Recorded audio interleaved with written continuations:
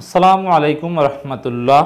21 জানুয়ারি 24 নতুনভাবে বিএনপির কেমন পরিকল্পনা। এই মাসের শেষের দিকেই নতুন কিছু আসছে। এবার ঐক্যবদ্ধ আন্দোলনের চিন্তা বিএনপি। দর্শক, বিএনপি এতদিন যুগপথ আন্দোলন করত। সে যুগপথে অনেক লিমিটেশনস, শর্টকামিংস ছিল, অনেক সমালোচনা আপনারাও করেছেন, আমরাও করেছি। বিশেষ করে যে বিষয়টা সবচেয়ে বেশি ভাবিয়ে তোলে বিএনপির যুগপথ আন্দোলনের মিত্র হিসাবে যারা আছে তাদের অনেকেই কিন্তু এখন সময়ের পরীক্ষায় উত্তীর্ণ হতে পারেনি।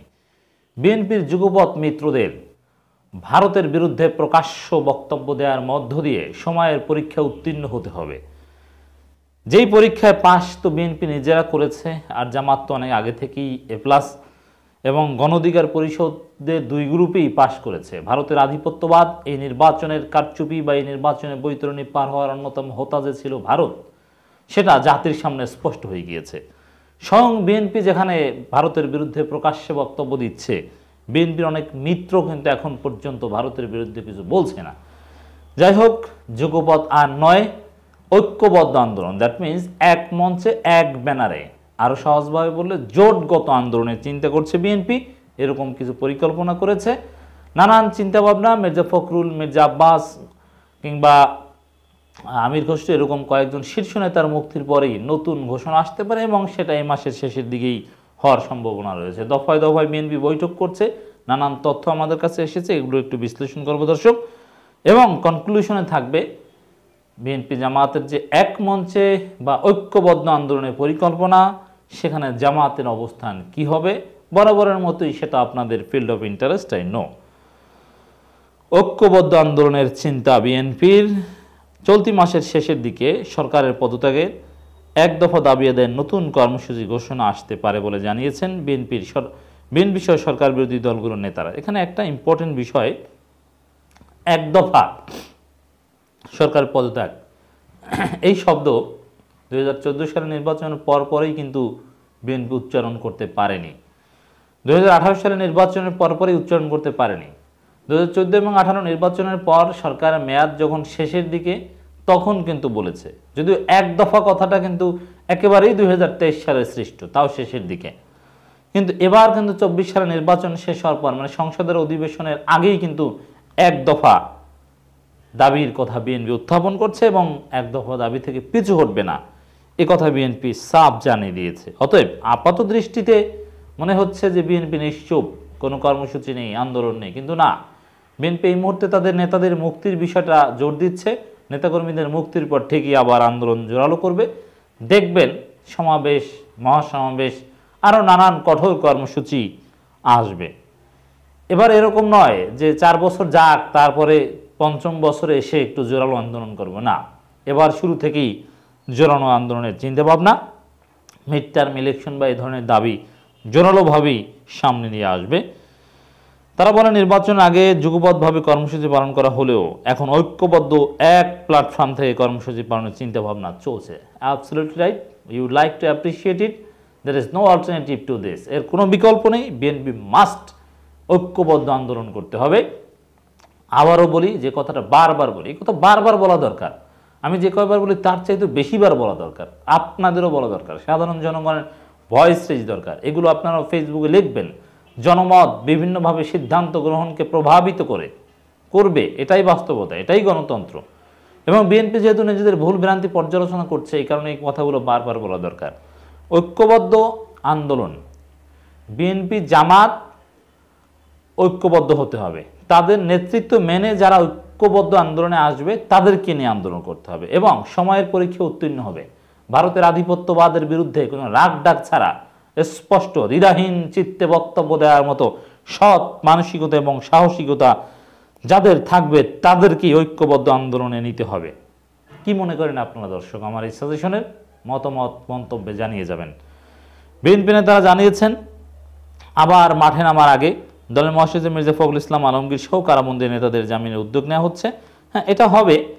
মির্জা ফখরুল ইসলাম আলমগীর আর একটা মামলায় জামিন পেলেই তিনি মুক্তি পাবেন, আর আমির খসরু মাহমুদ চৌধুরী তিনিও মুক্তির দ্বার প্রান্তে। মির্জা আব্বাসের একটু সময় লাগবে, কিন্তু পাবেন। আমানুল্লাহ আমানরাও মুক্তি পাবেন, একটু সময় লাগবে। কিন্তু মির্জা ফখরুলের মুক্তিটা আসুক, দ্রুতই হবে। রাজপথের শরিক দলগুলোর পাশাপাশি দলের বিভিন্ন পর্যায়ের নেতা, অঙ্গ সহযোগী সংগঠনের শীর্ষ নেতাদের সঙ্গে আলোচনা হচ্ছে। আলোচনা পর্যালোচনা শেষে নতুন কর্মসূচি ঘোষণা আসবে।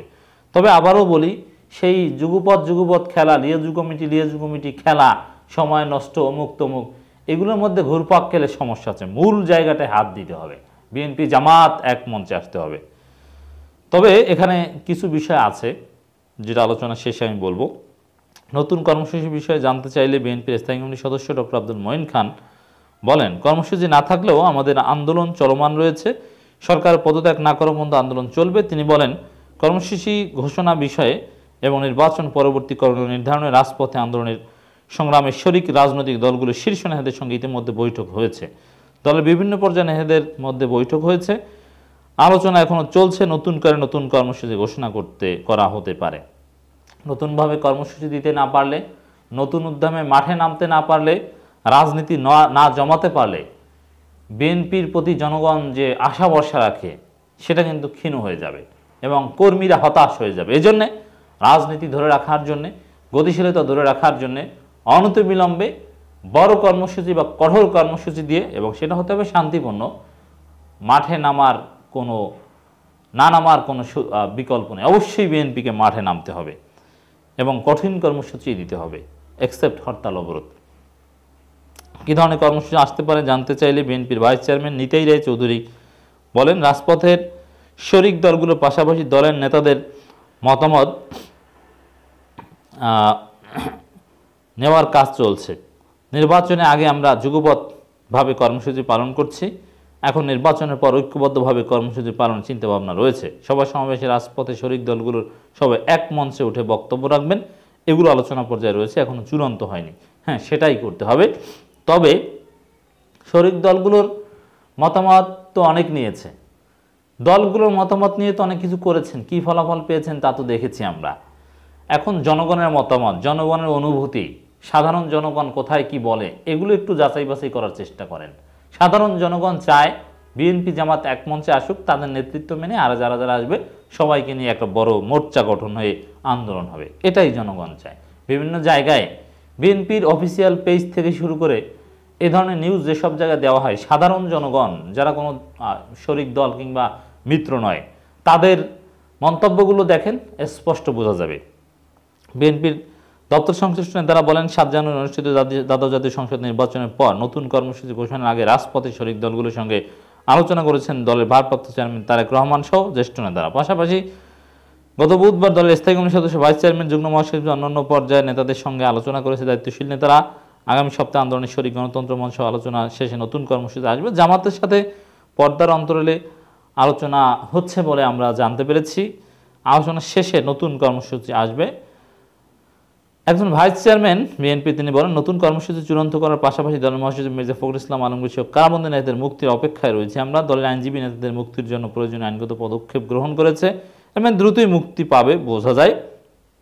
এর আগে সরকারের কারচুপি, অত্যাচার, নির্যাতনের চিত্র, এগুলো সোশ্যাল মিডিয়া ভিত্তিক প্রচারণা, এটার উপর জোর দিচ্ছে। এই জন্য দর্শক বলবো, সোশ্যাল মিডিয়া ভিত্তিক প্রচারণা এটা জোরদার করবেন আপনারা। এই যে সরকারের বিভিন্ন ত্রুটি বিচ্যুতি, নির্বাচনের কারচুপি বা তাদের বিভিন্ন ভুল বয়ান, এগুলোর খণ্ডন করে আমরা জবাব দিই, এগুলো শেয়ার করবেন, ছড়িয়ে দিবেন। বিএনপি কিন্তু এই উদ্যোগ নিয়েছে, ইউটিউব, ফেসবুকে বিভিন্ন ভিডিও বা এগুলো প্রক্রিয়াজাত করে বিভিন্নভাবে প্রচারণা আন্তর্জাতিক গণমাধ্যমের বা আন্তর্জাতিক সম্প্রদায়ের সামনে আনার নানান চেষ্টা চালিয়ে যাচ্ছে। দর্শক, জামাত ইসলামী নিজেরাও ভেবেচিন্তে এগোচ্ছে। বিএনপি জামাতকে চাইলেই যে জামাত আসবে সেটা নয়, জামাতকে যথাযথ সম্মান, জামাতের প্রাপ্য দেওয়ার নিশ্চয়তা যদি বিএনপি দিতে পারে তাহলে জামাত আসবে। অবশ্যই জামাতকে সে নিশ্চয়তার আগেই নিতে হবে। এর মানে ভারত বিষয়ে কি অবস্থান হবে, যুক্তরাষ্ট্র নির্ভরতা কতটুকু হবে, দেশের ভিতরে আন্দোলনের শরিক বা পার্টনার বা মিত্র হিসেবে কাকে কতটুকু গুরুত্ব দেওয়া হবে, এসব বিষয়ে বিএনপিকে আর ভুল করা যাবে না। গত 15 বছরে বিএনপি অনেক ভুল করেছে। বিএনপির ভিতরে অনেক দালাল কিংবা বিশ্বাসঘাতক ছিল, যেটা 15 বছরের অত্যাচার নির্যাতনও ধরা পড়েনি। ধরা পড়েছে এই 2024 সালে 7 জানুয়ারি নির্বাচনের তফসিল ঘোষণার পর। অতএব দলের ভিতরে শাহবাগী ভারতপন্থীদের চিহ্নিত করতে হবে, শরিক বা মিত্রদের মধ্যে শাহবাগী ভারতপন্থীদের চিহ্নিত করে নির্ভুলভাবে বিএনপিকে এগিয়ে যেতে হবে। এজন্য দর্শক আপনাদের মন্তব্যগুলো জানিয়ে যাবেন, কোনো না কোনোভাবে এগুলো বিএনপির হাইকমান্ডের কাছে পৌঁছে যাবে, পৌঁছে দেওয়া হবে।